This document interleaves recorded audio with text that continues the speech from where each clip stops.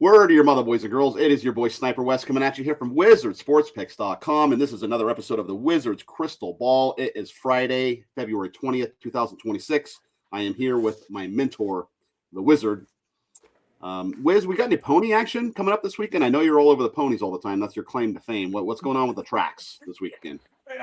There's nothing really big this week except that I'm sniffing around today to finalize a deal on buying a horse down in Florida. There you go. All I'm waiting for is what's that? How many horses? I know you own multiple horses. How many would this be? Should you purchase this horse? Well, I only own two right now racing in New York. And the one that I'm looking at is down in Florida. It's a 2-year-old, very well bred. All I'm waiting on is the vet report, the final vet report on the certain part of the legs called the sesamoids. And once I get clearance on that, I'll be heading to the bank today to wire money. Beautiful.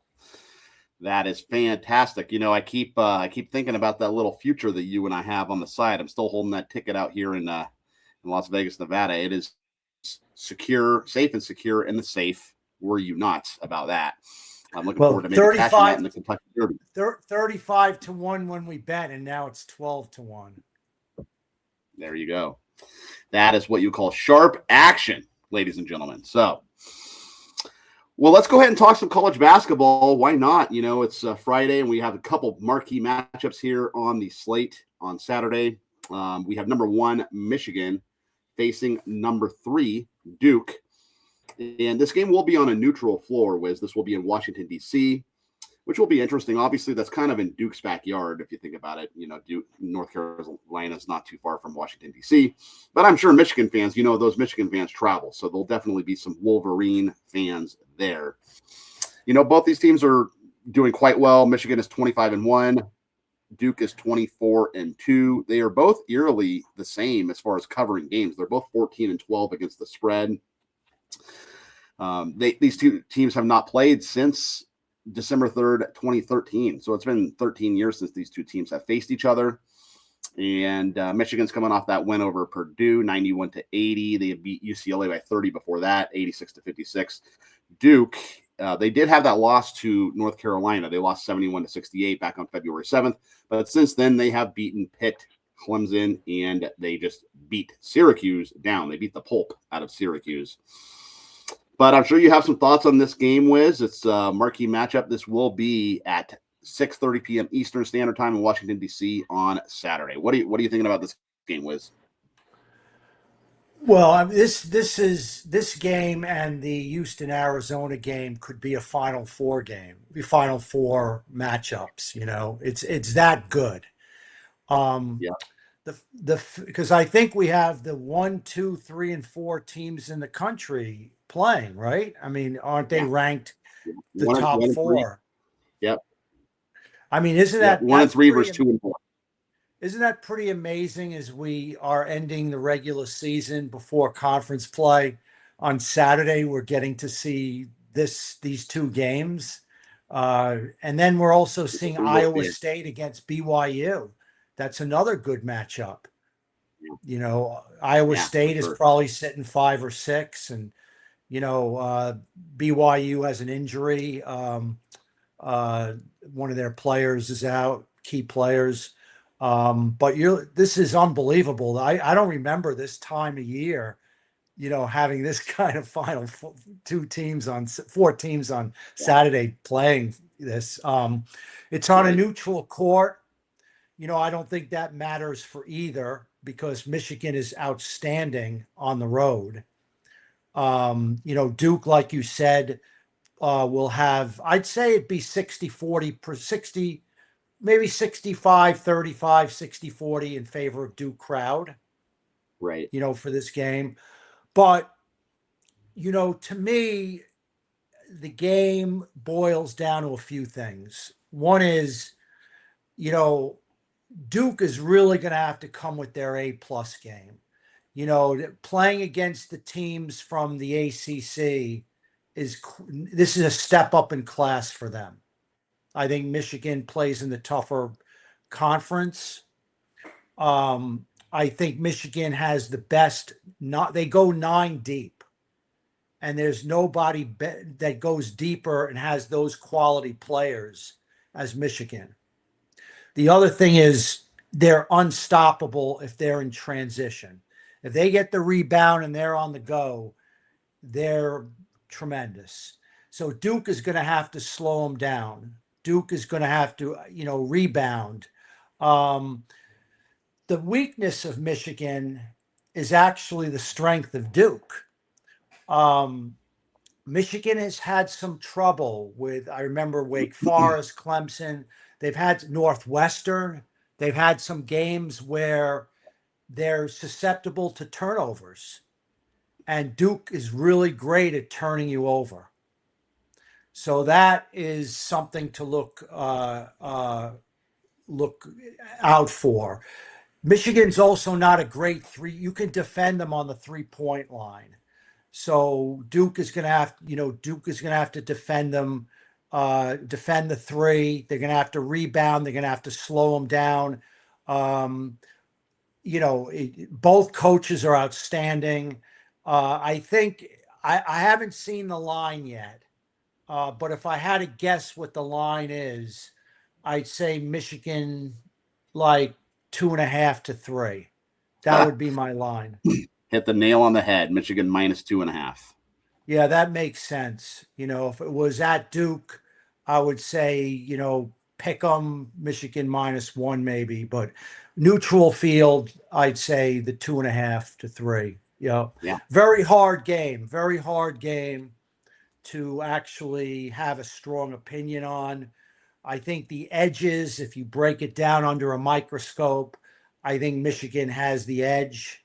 But Duke is I love the fact how they came into this game, that how Jon Scheyer played the Syracuse game, that they were up by 35 and he didn't up by 30 and they didn't take off the foot off the pedal. They didn't take out Boozer until a minute to go. They're all in on this game. Dusty May is an outstanding coach. It's just phenomenal. This is a phenomenal game. Yeah, what was impressive about that Syracuse win is you could have thought that maybe they would be looking ahead to this Michigan game and maybe take the foot off the gas, right? But they did not do that. Jon Scheyer would not let them do that because we're going full throttle here and we're going to play till the final buzzer. Excuse me. Right. So looking forward to that game, and also so we have Arizona and Houston here as well. So this game will be at Houston. So we will have some home court advantage here. It will not be in a neutral location. But Houston off that loss to Iowa State. I was actually on Iowa State in that game for a premium over the website. By the way, go check out wizardsportspicks.com. Plenty of handicappers over there, plenty of winning handicappers over there. I'm having a terrific college basketball season. NBA is going okay. Can't wait for hockey to get back because I was doing quite well in hockey as well. And then, believe it or not, MLB spring training starts today. There's actually spring training games in Major League Baseball. I think they're starting it a little bit early this year because of the World Baseball Classic.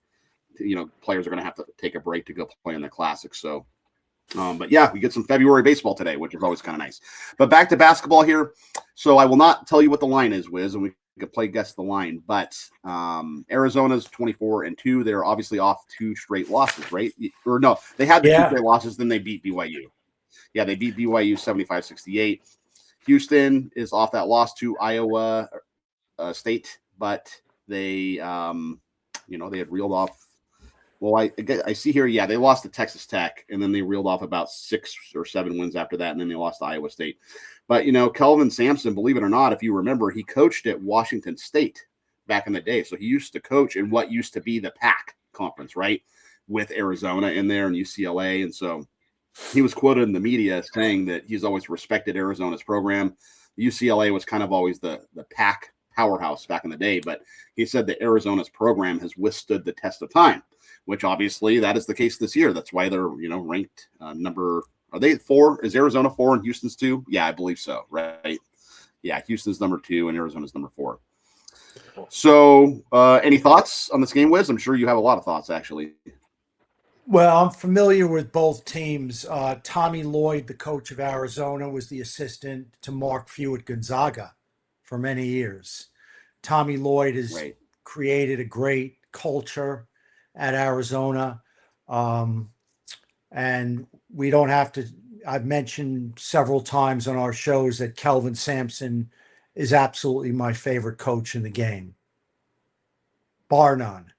Um, I'm going to Yeah. guess this line. I'm going to guess this line. Koa Pete, a star freshman for Arizona, will not play. He's suffering a lower leg injury. Also, Dwayne Aristo, the freshman reserve Right. guard for Arizona, Right. has been going through an illness. It's questionable about him playing. Um, they just happened to hit a point in the season where they're not as healthy as they were. Right. And if you're not 100% healthy and you're going into Houston off a loss and you got to go through Houston's defense, you better find something in your holster to combat that, because that's Yeah. pretty tough. My line, since I'm really plugged into both teams, I'm going to say Houston 4.5, and it'll go to 5 at game time. So I would say right now it's 4.5 and it's going to drift to 5. That's what I'm going to It's say. actually Houston 5.5. So, and you know what? It could have. Interesting to see where this opened. Let me actually check where it opened, because maybe you are correct. Maybe that's where it opened. I would say it had to open at no less than 4. No less than 4. Well, let's take a look. I have that right here on my odds logic screen. Also, too, just while I'm looking that up. So yeah, you mentioned Aristotle is out and Koa Pete. So Braden Burries, I guess he's been playing in their place. He had 11 points in that win over BYU. He was sick too. I don't know if the entire team is getting sick or what happened there. But also too, the reserve that Burris had to receive IV after the game. He couldn't even move. Yeah. Yeah. And then Anthony Delorso, he had 22 points. See, but they wanted him to come off the bench, and I don't necessarily know if he's going to be starting this game, Delorso, because he's a great sixth man. He transferred from Campbell over to Arizona, but they're so thin at that guard position right now that I don't know, he might even be in the starting lineup. This game is at 3 p.m. Eastern Standard Time, by the way. It is in Houston. And so that would be noon.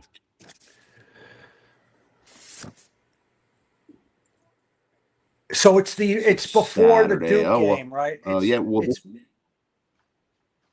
yes. This game is before the Duke game. We have this game at 3, and then the Duke game at 6:30. Okay, Arizona, Houston. You know what? It's funny, they don't have it listed as open. I see DraftKings has -5.5. It's -5.5 everywhere, but it's not telling me where it opened, which is weird. This service usually always tells me where. I have another service I can look up and tell us where it opened. But this is going to be an interesting game. You go ahead, Wiz. So as far as matchups go, you have Kingston Flemings. He's a projected NBA lottery pick. You have Emmanuel Sharp, like a gritty 20-year college senior. He's tough as nails. You have Milas Uzan, another Grizzly veteran. You have Joseph Tugler. You have Chris Sinak. I mean, you got. They're bulldogs. Arizona's up against it. I mean, to me, if Arizona beats Houston at Houston off a loss to Iowa State at Ames, that to me would be considered, in my opinion, even though it's 2 against 4 and Arizona was number 1 for quite some time, to me, that would be an upset. It really would be. I don't know if they cover the 5.5. Yeah. That's kind of a lot of juice to lay, but I think Houston wins this game. I mean, I'm not telling you anything that most people don't know. It's the spread that's the equalizer, Yeah, definitely. Yeah, so looking forward to both these college basketball games. I'm going to pull up where that line opened, but I want to get to your story. So we talked about Rucker Park on the last episode on Wednesday. You had some stories about Lual Cinder before he became Kareem Abdul-Jabbar. And I know you got another story to impart on the viewers out there, Wiz. So let's go ahead and take it away. I'm going to look up where that line opened to from the story. So go ahead. So, Rucker Park was a couple train stops away from where I grew up. And the late 60s, we were talking about 1969 as a big year in New York sports.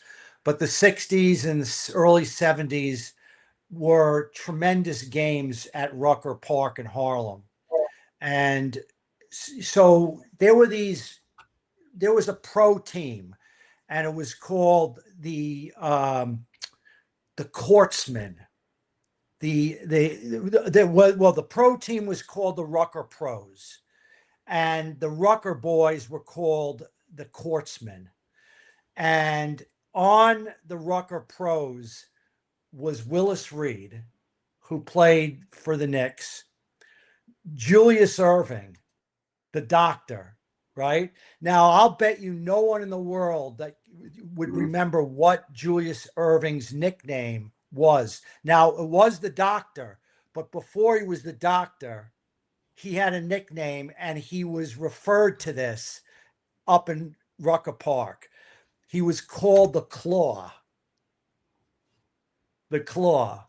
Because he had such big hands, and he would just take it, leap up like a Michael Jordan Nike, that symbol of Michael Jordan, like with his arms up in the air, and just like posterize you, right? So they called him the Claw.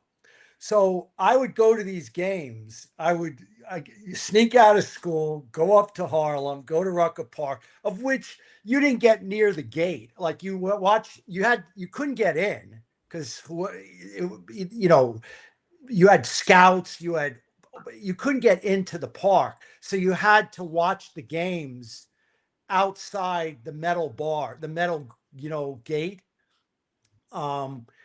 And I couldn't even get to the front of the gate. I had to like stand up on my toes and like peek through people to see. It was that crowded. But I saw Nate Tiny Archibald. I saw Julius Erving, Willis Reed. But some of the Rucker guys that I remember were better than the pros. If they weren't on smack half the time, they would be NBA pros. But they were, a lot of them were on drugs, and they just ruined their lives. But these guys were unbelievable. Pee Wee Kirkland, look him up. This little guy that was like 5'2", that could stop if he got on a breakaway. He would posterize you with a slam dunk. Pee Wee Kirkland, Herman the helicopter Nolings. I saw the helicopter. So they put a quarter on top of the backboard, and Herman. So the helicopter started at one end, ran to the other end where the quarter was on the top of the backboard, lifted himself on the rim, did a 360, and grabbed the quarter off the top of the backboard. And he was 5'4". It was ridiculous. Then I saw Ernie the Goat Manigault. I mean, no, that was the GOAT. He was the Tom Brady of Rucker basketball. That's why they called him the GOAT. Any of those guys you could look up, and they could beat Willis Reed led the Rucker Pros. And I remember I actually remember the score of the game against the undefeated Courtsmen. They got defeated that day, 82-78, at a game that I actually watched. And I'll never forget that. I mean, this is 1969 or 68. It was Wow. in that vicinity. I mean, come on. You can look it all up. I mean, there's a history of Rucker Park. And for me to witness this, Yeah. how many people could say they did in this now, right? Nobody. But it's stories to tell. True. It's Absolutely. fantastic. It's fantastic stories.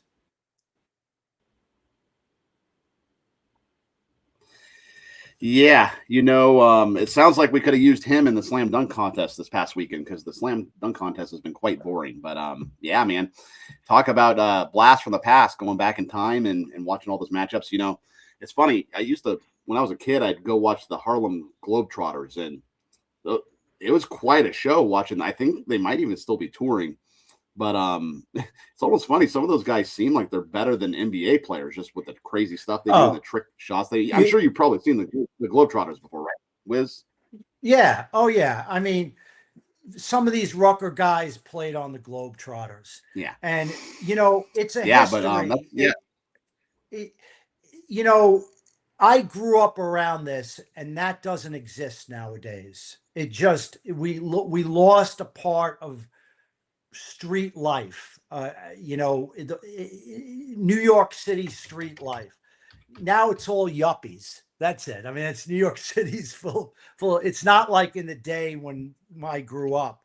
I actually won a race the other day, a big race at Aqueduct with a horse called Walk With Me.